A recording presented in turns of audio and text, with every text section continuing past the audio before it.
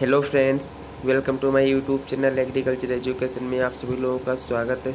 हम लेके आए हैं form management production and resource economics से कुछ महत्वपूर्ण क्वेश्चन है जो एग्जाम की दृष्टि से अति महत्वपूर्ण क्वेश्चन है। दोस्तों ये जो बुक है क्वेश्चन है सारी बुक से निकाले हुए क्वेश्चन जितने हो सके उतने क्वेश्चन लेके आए हैं। वीडियो थोड़ा सा बड़ा हो सकता है क्योंकि बहुत ही महत्वपूर्ण क्वेश्चन आंसर है। पूरी बुक से क्वेश्चन लेके आए हैं, तो ये स्टार्ट करते हैं। किस उद्यमों में लगाई गई आवश्यक भूमि की मात्रा को कहते हैं? फार्म कहते हैं। क्वेश्चन नंबर 2 है, फार्म मैनेजमेंट का क्षेत्र कौन कौन से हैं? इस सब matter, nature, relationship with author, science. Question number 3 है, किसी उद्यम की सफलतापूर्वक चुनाव के लिए उत्पादन में कितने कारक हैं? 5 कारक हैं। भूमि, श्रम, पूंजी, प्रबंधन, साहस। नेक्स्ट है 4 नंबर, फार्म के चुनाव के आधार पर बांटा गया है। ये 3 भागों में बांटा गया है। भौतिक अवस्था, आर्थिक अवस्था, सामाजिक अवस्था के आधार पर बांटा गया है। 5 नंबर है, अचल पूंजी के आधारण है। अचल पूंजी के जो उदाहरण हैं जो ये मशीन, यंत्र, इमारत और लगाने अचल पूंजी के उदाहरण हैं। नेक्स्ट है, चल पूंजी के उदाहरण कौन से? खाद, बीज, सिंचाई चल पूंजी के उदाहरण हैं। क्वेश्चन नंबर 7 है, फार्म कितने प्रकार के होते हैं? फार्म 3 प्रकार के होते हैं। Commercial farm, research farm, demonstration farm. 8 number है, प्रदर्शन फार्म कितने प्रकार के होते हैं? 2 प्रकार के होते हैं। Result demonstration, method demonstration. 9 number है, साधनों की सीमित उपलब्धता की परिस्थितियों में प्रचुरता आर्थिक सिद्धांत को कहते हैं। ये कहते हैं सम सीमांत प्रतिफल सिद्धांत और विफल लागत सिद्धांत कहते हैं। 10 नंबर है, एक फार्म उत्पादन करने में 2 तरह के लाभ होते हैं। इनमें से निक्षेप या गतिज लाभ का दूसरा कहलाता है यह तुलनात्मक या संक्षिप्त लाभ। क्वेश्चन नंबर 11 है, विपरीत साधनों के उपयोग पर लगी लागत पर क्या प्रतिशत प्रतिफल को कहते हैं? सापेक्ष लाभ कहते हैं। 12 नंबर है, किसी फार्म में भौतिक परतों या इनपुट तथा उपज आउटपुट की भौतिक मात्रा के बीच में संबंध को कहते हैं उत्पादन फलन संबंध कहते हैं। नेक्स्ट नंबर है 13 number, farm of factor production relationship क्या है? सम सीमांत उत्पादकता, ह्रासमान सीमांत उत्पादकता, वृद्धि सीमांत उपलब्धता। क्वेश्चन नंबर है 14 है, कारक और उपज में सापेक्षिक समान अनुपात हो तो उसे कहते हैं सम सीमांत उपज फलन कहते हैं। नेक्स्ट नंबर है, जब किसी एक परिवर्तन कारक की अतिरिक्त वृद्धि के सापेक्ष उत्पादन की मात्रा में अनुपातिक कमी आती है उसे क्या कहते हैं? ह्रासमान सीमांत उत्पादन कहते हैं। मोस्ट इम्पोर्टेंट क्वेश्चन है दोस्तों ये। नेक्स्ट है हमारा,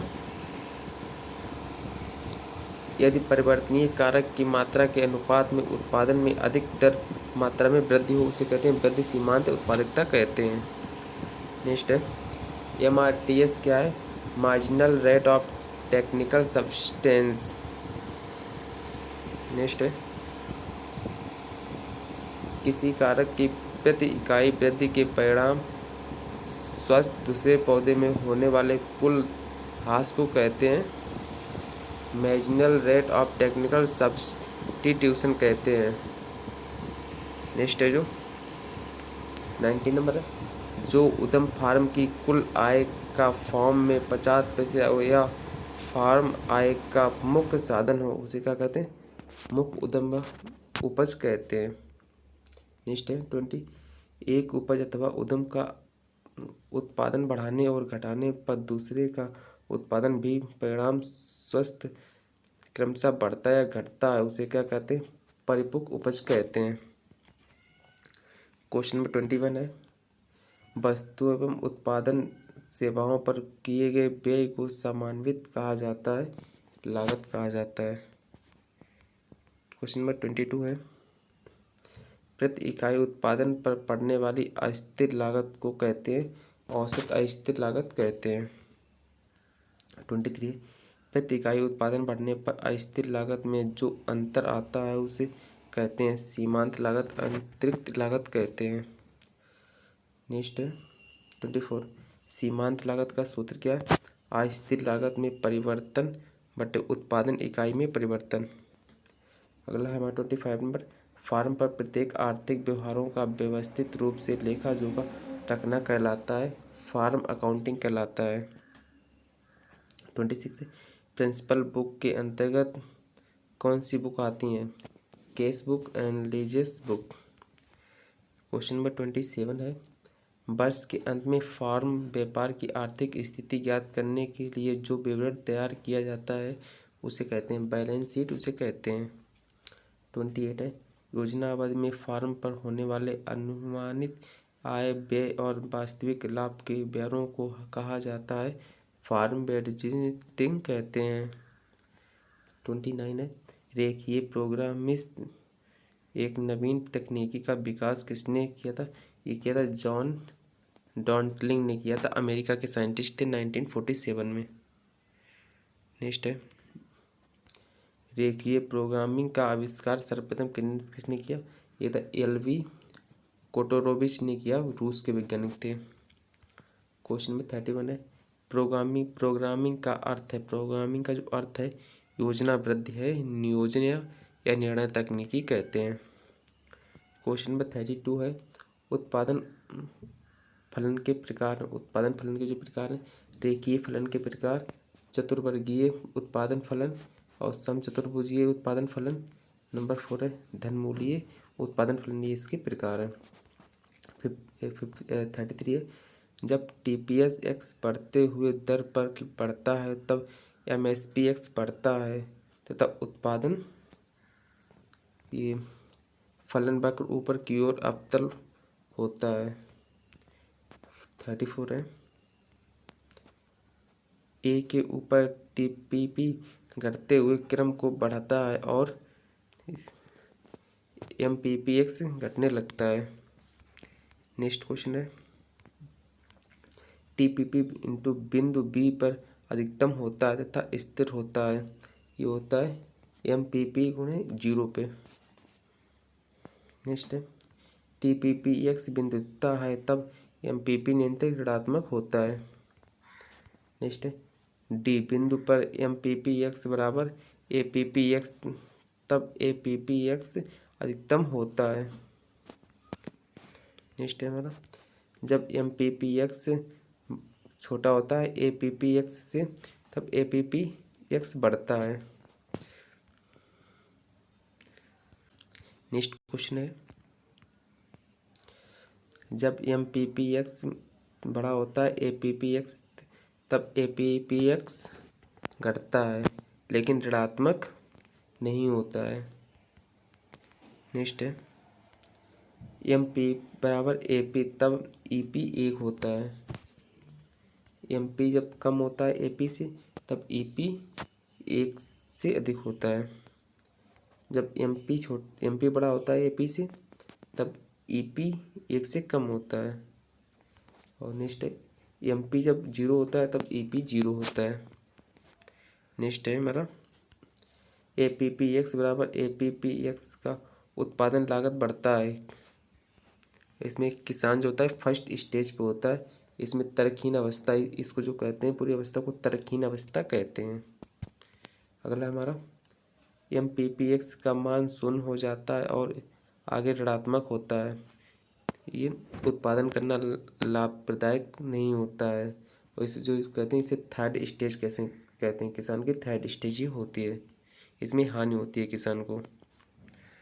अगला हमारा ऑप्टिमिस्टेशन कंडीशन, इसे अतिरिक्त फलन बराबर अतिरिक्त खर्च, इसे जो कहते हैं मार्जिनल रिवर्स और मार्जिनल कॉस्ट बराबर एम आर बराबर एम सी कहते हैं। अगला हमारा, जिस स्थान पर सीमांत आय एम आर तथा सीमांत लागत एम सी बराबर होंगे वहीं अधिकतम वास्तविक लाभ के लिए किस कारक की उचित अनुकूलतम दशा होगी। अगला हमारा, MP बराबर MC प्रथम बार प्रोडक्शन फंक्शन कर्व की प्रथम अवस्था होती है। दूसरी अवस्था में रेजिस्ट्रेशनल जोन सेकेंड स्टेज में होता है। इसमें EMR कर्व जो नीचे गिरना प्रारंभ कर देता है। अगला है हमारा कुल आय बराबर कुल लागत। कुल लागत हमेशा अधिक होनी चाहिए। अगला है हमारा increasing rate of factor substitute प्रतिस्थापन की भागीदारी बढ़ती दर सॉरी। अगला है हमारा जब एक कारक की सीमांत प्रतिस्थापना दर MRP भी बढ़ता है। अगला है इक्विलिब्रियम साम्यावस्था को न्यूनतम लागत सहयोग बिंदु कहते हैं। समोत्पादक वक्रों के दोनों छोरों पर अधिक सीमा दर्शाने वाली रेखा अर्थात अक्षों के समांतर वाली रेखा कहलाती है या रेजिक लाइन कहलाती है सीमा रेखा। अगला है हमारा प्रत्येक उद्यम स्वतंत्र होता है अर्थात एक दूसरे से संबंधित नहीं होता है, इक्विमेजनल रिटर्न कहलाती है।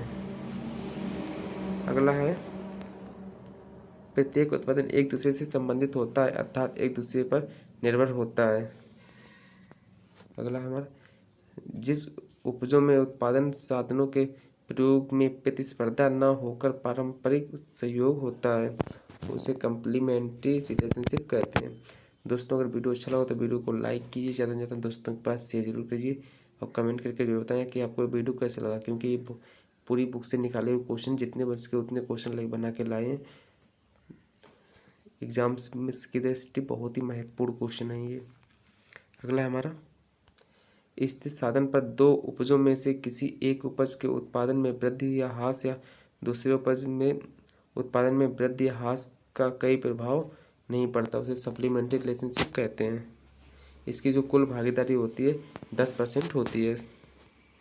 अगला एक उपज में उत्पादन में वृद्धि होने से दूसरे अन्य उपज में उत्पादन में आवश्यक रूप में ह्रास होती है उसे कम्प्लीमेंट्री रिलेशनशिप कहते हैं। अगला स्थिर साधन पर y1 तथा y2 के में विभिन्नता सहयोग को प्रदर्शित करने वाला वक्र है PPC यानी कि प्रोडक्शन प्रोसिबिलिटी कर्व।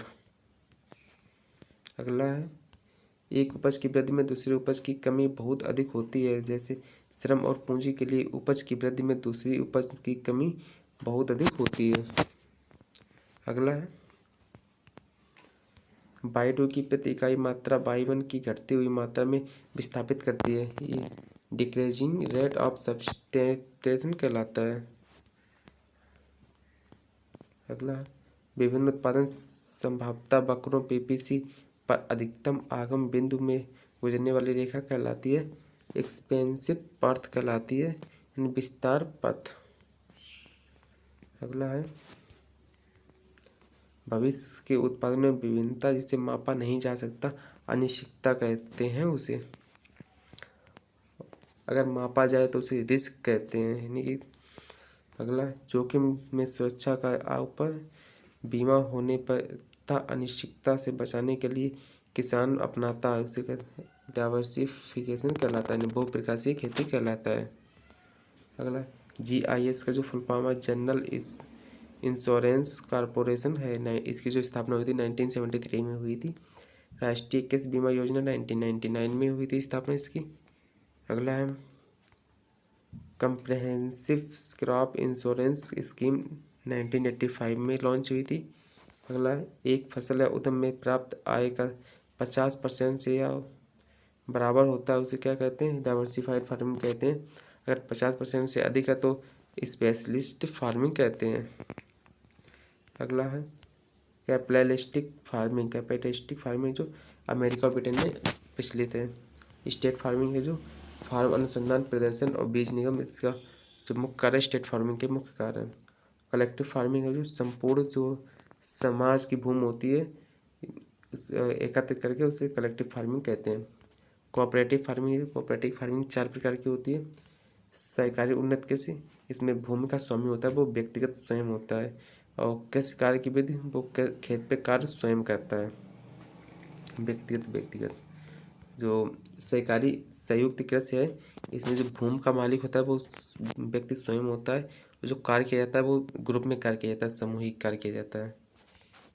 थर्ड नंबर है सहकारी सामूहिक कृषि। इसमें जो भूमि होती है वो सामूहिक होती है, यानी कि सब लोगों की एकत्र में भूमि होती है। इसमें व्यक्तिगत भूमि नहीं होती है, जो कार्य किया जाता है वो व्यक्तिगत किया जाता है।